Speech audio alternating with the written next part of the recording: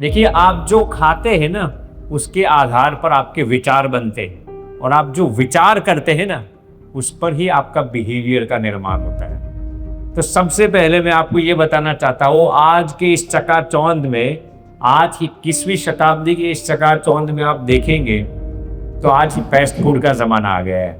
आप देखेंगे, हमारे आयुर्वेद में बाजरा की गरिमा लिखी गई है, जवार की गरिमा लिखी गई है, लेकिन what we do right now, we are highly impressed by fast foods, right. अब मैं आपको एक सिंपल सा एग्जांपल देता हूँ। If you look all this fast food companies, whether you look at Zomato, Swiggy, Blinkit, whatever it is, right? If you order any of those things from Zomato, Swiggy or Blinkit, they deliver those foods to you within 10 minutes, right?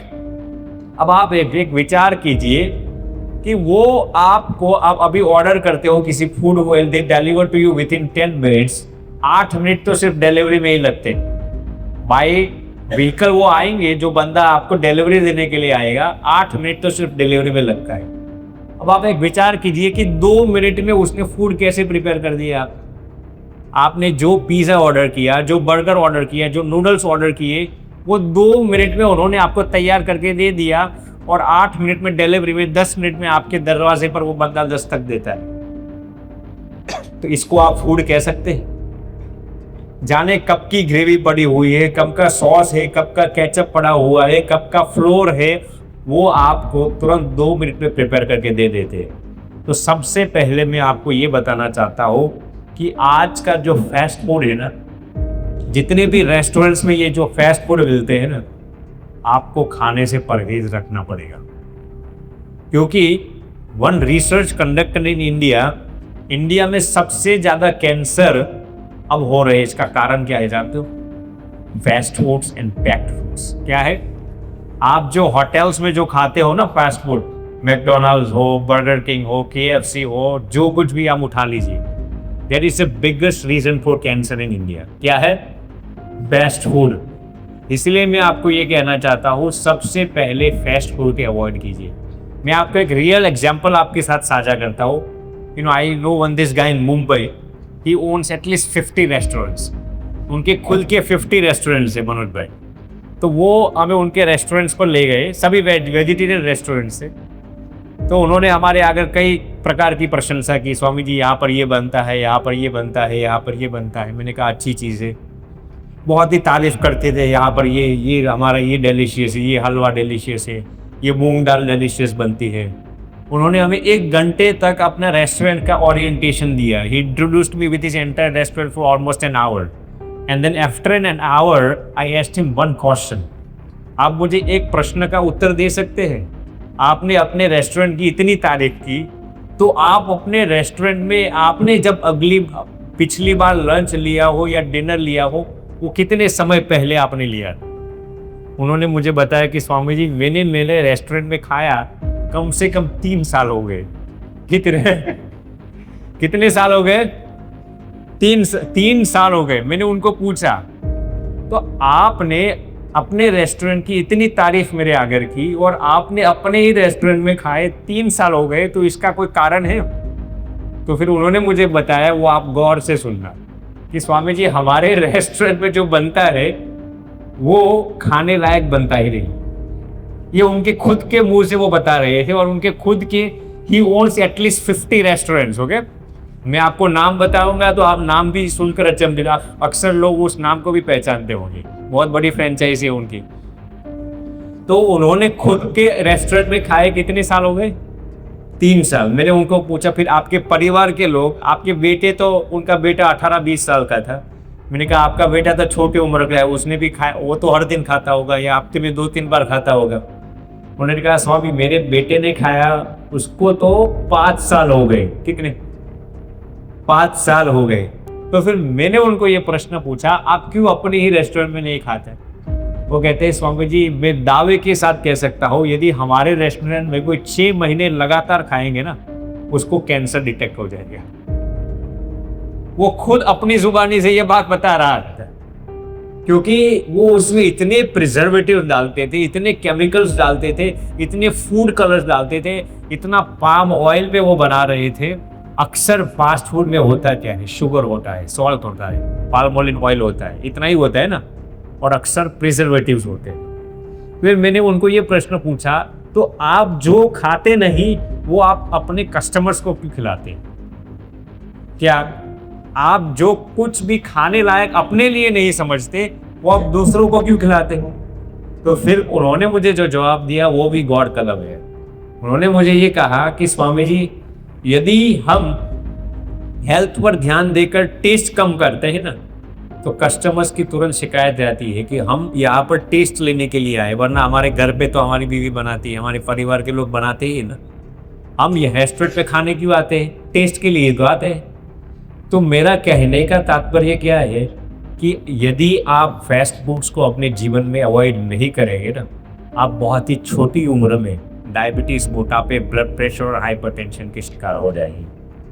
परम दुर्भाग्य की बात है, मैं आपको बताता हूं, हमारे भारत में हम अपने आप को वेजिटेरियन समझते हैं, राइट? हम अपने आप को सात्विक समझते हैं, राइट? हम अपने आप को दुनिया में सबसे ज्यादा स्पिरिचुअल हम अपने आप को भारत में समझते हैं। सही बात है ना? सही बात है ना? तो दुर्भाग्य की बात है कि आप सुनकर हैरत में आ जाएंगे कि सबसे ज्यादा डायबिटीज कहाँ पे हो रही है। India is the number 1 capital of diabetes in the entire world right now.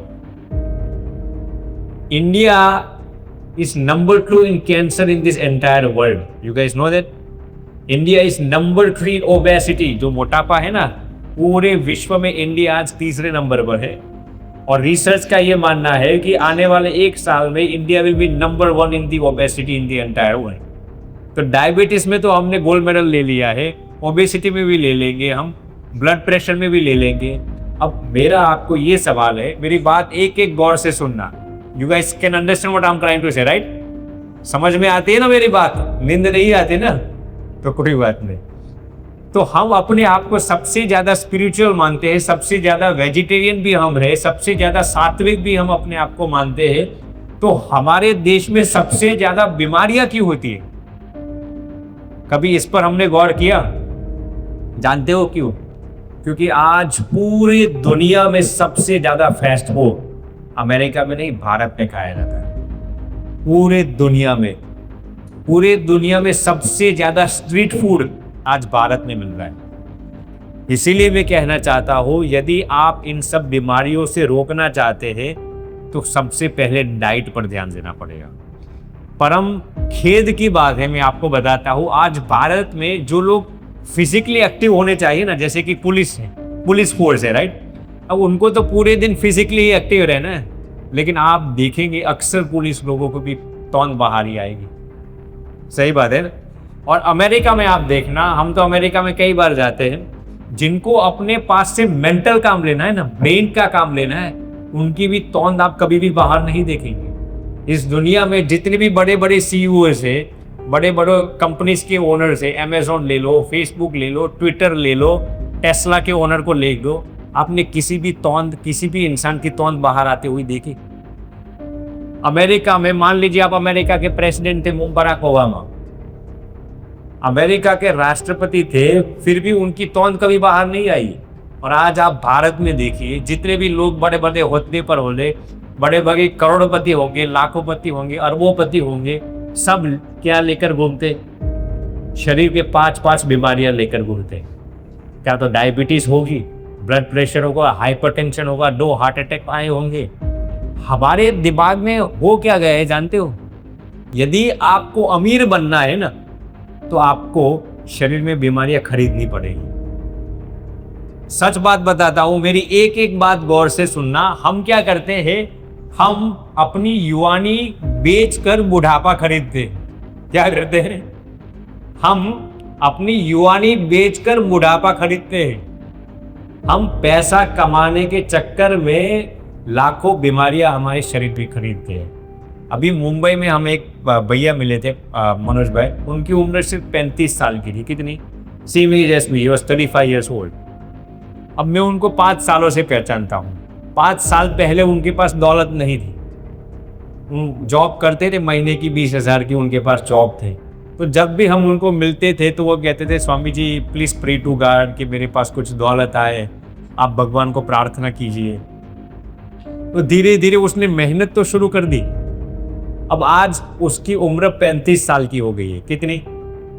अब आज वो हर साल कम से कम 25 करोड़ कमाता है। कितना? 5 साल पहले 25,000 कमाता था, आज कितना कमाता है? 25 करोड़। लेकिन आज 5 साल में पैसा कमाने के चक्कर में उसको 2 हार्ट अटैक आ गए, डायबिटीज परमानेंट हो गई, ब्लड प्रेशर का मरीज आजीवन हो चुका। अब ऐसे पैसा कमा कर वो करेगा क्या? समझ रहे मेरी बात को? आज उसके पास पैसा है लेकिन शरीर ठीक तो नहीं होगा सिर्फ पैसों से। रिमेंबर, मेरी बात गौर से सुनना, money can buy you bed but not sleep. क्या? Money can buy you good bed but not sleep. Money can buy you good health insurance but not health, right? Money can buy you food but not digestion. Money can buy you branded clothes, but not beauty. Money can buy you luxurious house, but not peace. Right? With money, you can live in the heads of the people, but not in the hearts of the people. सही बात है ना? आप पैसों से किसी के दिमाग में रह सकते हैं, लेकिन किसी के हृदय में आपका स्थान होगा वो गारंटी नहीं। तो मेरा कहने का तात्पर्य क्या है? सबसे महत्वपूर्ण चीज क्या है? हेल्थ। और आयुर्वेद का मकसद क्या है? स्वस्थस्य स्वास्थ्यस्य रक्षणम आतुरस्य विग्रहस्य प्रशमनम। ये सूत्र मुझे मनोज भाई ने दिया था। मुझे अभी भी याद है, 9 साल पहले जब हम एक किताब लिख रहे थे तो उन्होंने मुझे ये सूत्र दिया था, इसलिए आज भी मुझे याद है। तो आयुर्वेद का मकसद क्या है? जो बीमार नहीं हुआ ना, उसका भी वेलनेस को प्रिजर्व करना है। सिर्फ बीमार लोगों को ठीक करना है, वहां पर आयुर्वेद का मकसद नहीं है। हम बीमार ही ना पड़े, वहां से आयुर्वेद सोचना शुरू कर देता है। तो सबसे पहले हमारे जीवन में क्या सबसे सिग्निफिकेंट चीज क्या है? हेल्थ। मैंने उस बंदे का एग्जांपल दिया ना, आज 25 करोड़ कमाता है लेकिन ब्लड प्रेशर बीमारियां लेकर घूमता है। हमारे भारत में दुनिया में सबसे कम ओलंपिक्स के गोल्ड मेडल्स आते हैं, आप सब लोग जानते हैं। लेकिन डायबिटीज में हमारे पास सबसे ज्यादा गोल्ड मेडल्स हैं। ओबेसिटी में दुनिया में हमारे पास सबसे ज्यादा गोल्ड मेडल्स हैं। कैंसर में हम सबसे ज्यादा गोल्ड मेडल्स लेके घूमते हैं। तो ये सब चीजों पर हमें सबसे ज्यादा गौर करना पड़ेगा। और आप लोग यदि स्वस्थ होंगे ना, तब आप दूसरों को कह पाएंगे कि कैसे जीना है। तो मेरा कहने का तात्पर्य सबसे पहला क्या था? फूड। और फूड में भी हमें फास्ट फूड को अवॉइड करना है। दूसरा आ गया पैक्ड फूड्स। क्या आ गया? Packed foods. मेरा एक सूत्र है, packed foods equals dead food. क्या है? आप मार्केट में जितने भी पैक्ड फूड्स लेकर आते हैं, जितने भी बिस्किट्स लेके आते हैं, कुकीज लेते आते हैं, मिल्क लेके आते हैं, योगर्ट लेके आते हैं, आप सुनकर हैरत में आ जाएंगे। You know what is the number 1 reason for breast cancer in India? India में जो महिलाओं में जो ब्रेस्ट कैंसर होता है ना, स्तन का कैंसर, उसका सबसे प्रमुख कारण क्या है जानते हो? Does anyone would like to take a guess? किसी को बताना है? इंडिया में जो ब्रेस्ट कैंसर होते हैं और पुरुषों में जो प्रोस्टेट का कैंसर होता है, उसका एक सबसे प्रमुख कारण क्या है जानते हो? बाहर का दूध। क्या?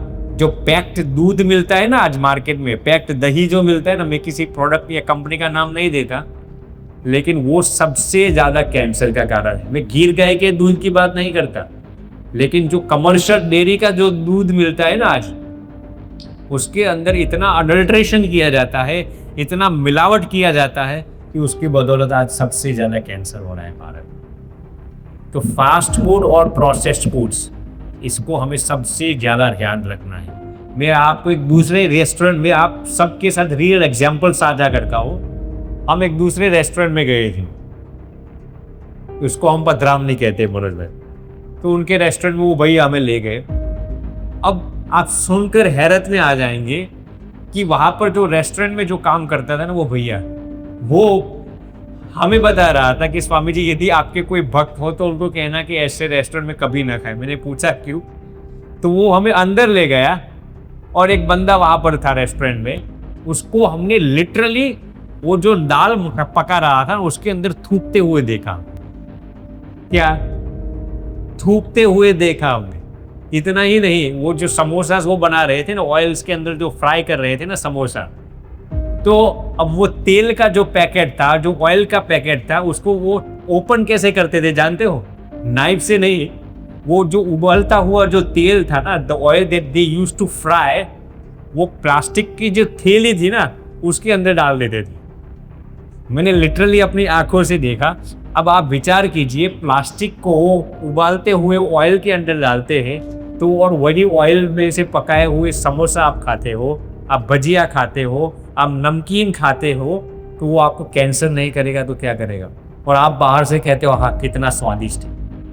बाहर से तो आपको पकोड़ा समोसा स्वादिष्ट ही लगता है ना, वो बंदा अंदर जो थूकता है, जो आप वो जो पैकेट ऑयल है उसको प्लास्टिक को अंदर मेल्ट करता है, आप लोग तो उसको देखते नहीं।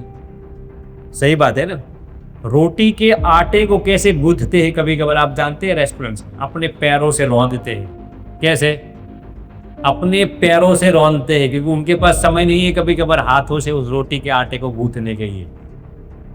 किसी को आपकी हेल्थ की परवाह नहीं है, आपको ही अपनी हेल्थ की परवाह करनी पड़ेगी। समझ रहे हो मेरी बात को? मेरी बात आपको चौंकाने वाली जरूर लगेगी, लेकिन एक एक बात पर आप गौर करना। हमारे शास्त्रों में जो लिखा है ना आयुर्वेद में, कि जब तक आपको जो पकाने वाला इंसान है उसके विचार न मालूम हो तब तक उसका पकाया हुआ अन्न नहीं खाना चाहिए। ये छोटे मोटे साइंस नहीं है, सबसे बड़ा साइंस है। सही बात है ना। हमने तो वहां तक भी देखा है कि जो बटरफ्लाइज होते हैं, जो मधुमक्खी होती है, कभी कभार जो इंसेक्ट्स होते हैं छोटे छोटे, कभी कभार उबलते हुए ऑयल के अंदर पड़ जाते हैं। जो चूहे होते हैं वो भी कभी कभार मर जाते हैं, उसको बाहर निकाल कर वही ऑयल्स को डीप फ्राई करने के लिए इस्तेमाल करते हैं। और फिर आप कहते हैं ये समोसा कितने टेलिशियस है, कितने स्वादिष्ट है। तो सबसे पहले फास्ट फूड और रेस्टोरेंट का फूड को हो सके इतने अपने जीवन में परहेज रखो। आप 20 रुपये का पिज़्ज़ा बर्गर, बस 200 रुपये का आप पिज़्ज़ा नहीं खाते भैया। वही 200 रुपये का पिज़्ज़ा आपको एक दिन 2 लाख का स्टैंड डलवाएगा। आप जब रेस्टोरेंट में से फूड ऑर्डर करते हो ना, तब आप मैगी नूडल्स ऑर्डर नहीं करते, आप डायबिटीज को ऑर्डर करते हैं, आप मोटापे को ऑर्डर करते हो, आप हार्ट अटैक को ऑर्डर करते हो। इसीलिए सबसे पहले आज यहाँ पर सभी यूथ्स बैठे हैं, इसलिए मैं कहना चाहता हूँ आप अपनी डाइट पर सबसे पहले ध्यान रखें।